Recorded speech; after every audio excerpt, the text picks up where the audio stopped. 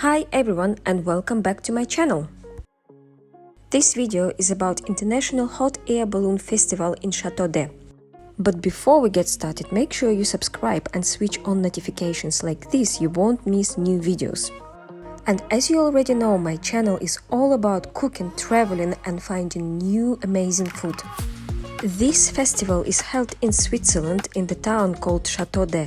It normally happens in January, and this year it was already 44th time. We got there by panoramic train and the views were absolutely incredible. It normally takes around 9 days, which is 1 week and 2 weekends. We have been there twice and both times we arrived on weekend. The best time to arrive is the beginning of the event. You will see the process of inflating balloons really close. And within the day there are lots of activities for kids and adults. All you need to do is to check their website and choose the activities you would like to take part in.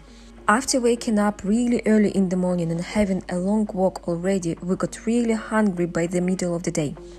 So we had a short walk in the town and found a local hotel with a restaurant to have some food. So I ordered my favorite Swiss dish, which is called rosti. It's really tasty and very filling. And as a result gives lots of energy to continue the active day. As you know, I'm a baker, so I couldn't stop myself from trying a dessert. Then we continued our walk to see even more balloons. The event was so great that we haven't noticed how several hours have just disappeared. Everyone is just so happy and smiling. When you go there, make sure you think about how you get there, because sometimes it can be hard to find a parking spot. This year there was no snow, but still the event was amazing. And last year the mountains were covered with snow, so it was even more fun. In the end of this amazing day, we took another short walk in the town and finally took the train back home.